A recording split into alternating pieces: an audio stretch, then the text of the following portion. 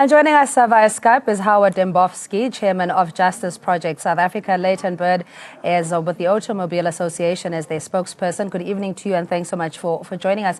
Mr. Dembowski, just in terms of what organizations such as yourself, civic rights organization, can do in areas where clearly there's an over-dependence on public transport and therefore a heightened desperation, if you will, where people overload vehicles. What are you doing in that space? Well, the fact is that, unfortunately, there's very little that civic organizations, non-profits and non-governmental organizations can do to improve this situation, because the majority of these particular cases boil down to insufficient traffic law enforcement that's taking place on our roads. And whilst it's true to say that traffic officers cannot be everywhere all of the time, the fact is that if they are at least somewhere most of the time, then we will not have a situation where operators decide, okay, it's worth the risk to overload a vehicle, cram 10 more people into a minibus taxi than it's actually designed to carry, and just carry on with impunity. We keep on talking about the same things repeatedly, over and over and over and over again. And the fact is that, unfortunately, no matter where you go in the world, drivers will drive as badly as traffic law enforcement authorities allow them to drive. And that is the long and short of it. Until such time as we fix this enforcement issue, which has just not been effective in this country, we are going to continue to see these kind of tragedies playing themselves out on our roads. We also engage Leighton Bird from the Automobile Association, and thanks so much again for joining us. I mean, KwaZulu-Natal announced a couple of years ago a program called Alofagwa, Zero Tolerance for Road Carnage, etc. So if we're saying that there isn't adequate resources or an effort to curb road carnage, what's the meaning of all these campaigns? Well, I think Howard really did, encapsulate it very nicely. Drivers are going to drive as well as they are allowed to drive. The fact of the matter is this taxi should not have been on the road in the first place. Besides the fact that it was overloaded, which is horrendous in itself, we're now led to believe that the brakes on this taxi were completely shot, meaning that it was absolutely unroadworthy. It should not have been on the road in the first place. So I think the question, and just touching on what Howard said as well, why was a vehicle like this even on the road? And the simple question is, it was allowed to be on the road. And I think that is where, you've got to look at, when you look at crashes such as this, you've got to take it back to where it begins. And quite frankly, this vehicle being on the road, it was a crash and a tragedy waiting to happen. A ticking time bomb, Mr. Dembowski. But I mean, now you think the operator should be held liable, and they are bereaved families who lost loved ones and breadwinners, and to speak after the fact is very little consolation. But what we can try and do is create the awareness and hold people to account. Do you think that the operators in this case are equally liable? Well, first off, I'm not aware of any forensic crash investigation having been completed on this particular issue. But, most certainly, if it is found that roadworthiness issues existed prior to this collision and prior to this overloading issue, then yes, the operator should be held liable and can be held liable in terms of South Africa's road traffic laws. But ultimately, again, those vehicles should not be on the road in the first place, because our traffic officers should be checking them. We should be focusing on public transport. Why? Because they transport an enormous volume of people.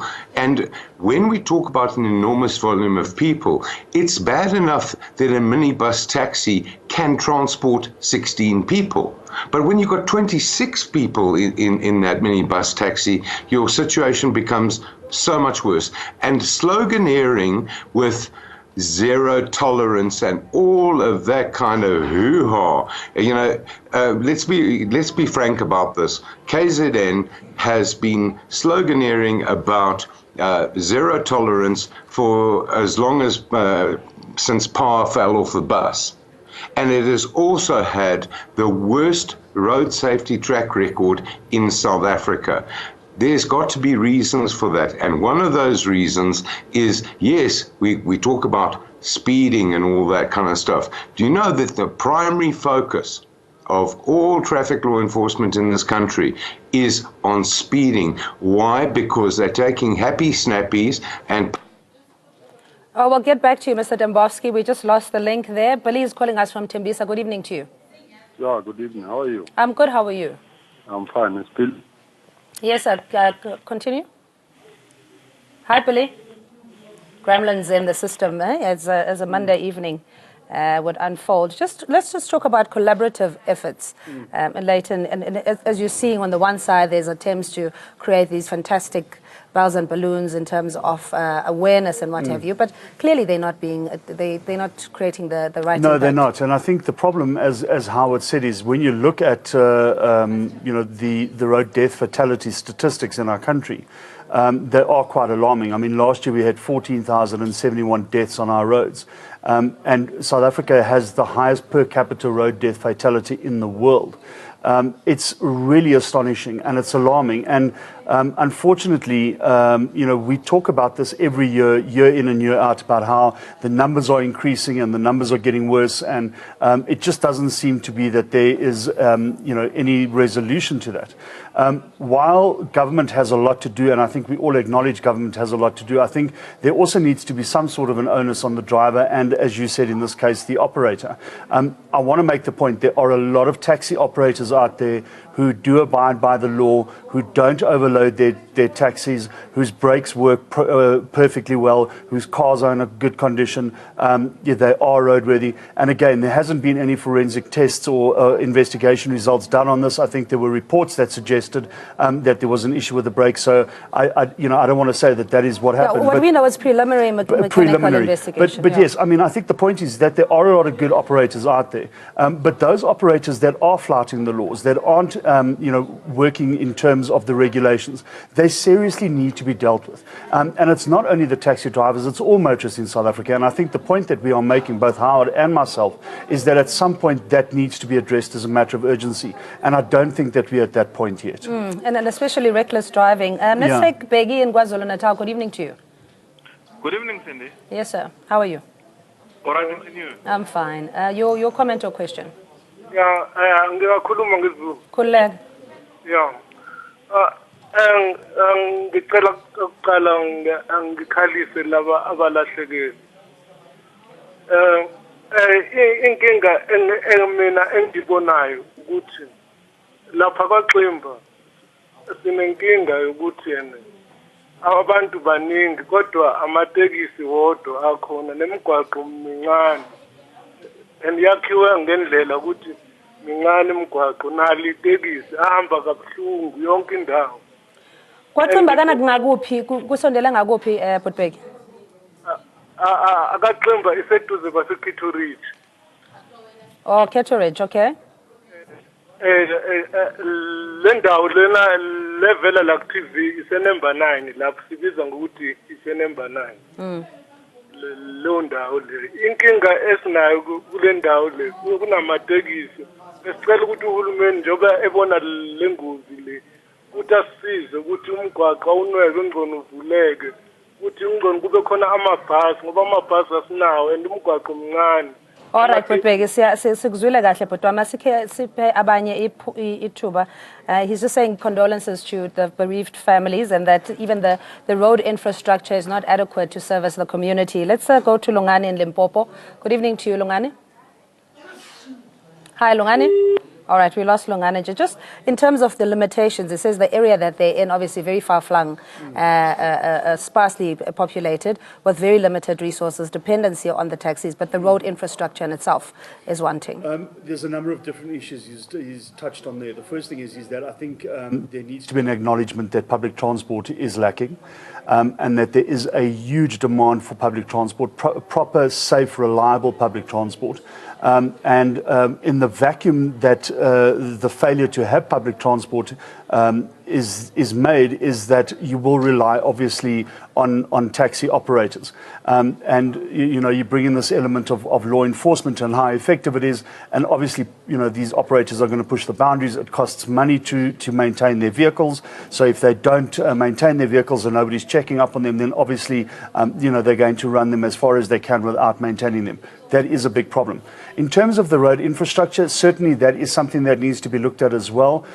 Just in terms of nationally, when we looked at the causes of accidents in 2016 and going back as far as 2011, when the statistics became quite reliable, the actual condition of the roads plays a very minimal role in terms of crashes and fatalities. 80% of fatal crashes in South Africa are down mainly to human error. Then you have factors such as the condition of the car, and then you have factors such as poor roads. But when you combine all of these, so you've got a bad attitude from a driver, you've got a bad road, and you have a bad vehicle, then that's almost like the perfect storm. And I think based on the preliminary reports again, and I stress they're preliminary, I think we did have the perfect storm in this case. We have Mr. Hardin Boskie back with us. He's the chairman of Justice Project SA. Thanks so much again for your patience. Just in terms of empowering these communities, clearly, that feel they're not necessarily resourced enough to complain about the poor infrastructure or their overdependence on a transport system that fails them. What is it, do they have to go to law enforcement? Is it a class action or petition that they have to put together? It's actually a very difficult question to answer, and I would suggest that part of the answer to our woes with respect to road safety in South Africa is that we are still operating on an antiquated view that traffic law enforcement can be the competency and authority of more than 200 different traffic law enforcement agencies in this country. You can only imagine what would actually have happened if we had the same thing with the South African Police Service. Our traffic law enforcement in South Africa urgently needs to become a All right, Mr. Dembowski. Yeah. All right, you're still there. Carry on. A national competency, national command center, national objectives, and people who do not attain those objectives should be fired, and people who can attain them should be employed. Enough of this cho-cho at the roadside where if you happen to be overloaded, $100 or $500 or $5,000 is going to cure your woes with a traffic officer. We need to have properly coordinated traffic law enforcement. With respect to communities, I really do feel for them, because there are areas of this country, particularly in the rural areas of KwaZulu-Natal, the Eastern Cape, etc., where the roads infrastructure is incredibly poor and will hammer the living daylights out of minibus taxis. Perhaps it's time for us to start looking at vehicles which are more suited to the actual roads environment. And, it's all very well that we say that 80% of the crashes are attributable to human error. Well, that's a worldwide statistic. But we can't say that our traffic statistics and our road fatality statistics are reliable, given the fact that the RTMC brings in a factor of hit and run as a cause of crashes. That just doesn't make any sense to me whatsoever. But it is high time that we started taking these things seriously. And another thing that I would like to raise is that one of the MECs turned around and said that road traffic collisions cost the government potloads of money on an annual basis. Well, you know what? If you start investing in road safety initiatives, which include proper enforcement, proper education, proper engineering measures, then perhaps we will start making some progress, because you need to invest money in order to save it. All right, Mr. Hardin Boskie, Chairman of Justice Project SA, thanks so much for joining us. On the line, we have Dismart from Joburg. Good evening to you, and we'll go to you, Mr. Magagula. Hello, Dismart. Good evening, ma'am. I just wanted to share my condolences to the families of the who lost their families, who lost their people in KZN. But what I wanted to say, I need to be against these ministers. You know, they are always against the taxes. Hence, the roads are not even worthwhile. Well, the roadworthy of the taxi cannot go alone. Let's speak about the road. They are busy showing us the taxi, hence they cannot show us the worthiness of the road. In the first place, was the bridge barricaded? They cannot give us an answer. They are running to say yes, the brakes were not worthwhile. Let's talk about the infrastructure of the road. The road itself. Yeah, now, Dismart, as they said, it is a preliminary investigation, but you're quite right that all the other aspects of this case need to be investigated and the right people held to account. Thanks for your call. Bafana Magagula is the Chief Strategic Manager for SANTACO, the South African Taxi Association. Good evening to you, and thanks so much for joining us. Again, condolences to your members. In this case, I mean, when it comes to Ijojo, or Mr. Dembowski was talking about bribing, also precipitating the challenge of having unroadworthy vehicles on the roads. What is your view on that? Thank you very much, and thanks for welcoming us on your radio. On your TV station. We're sending once again our condolences to the families that lost their loved ones in that accident in KZN.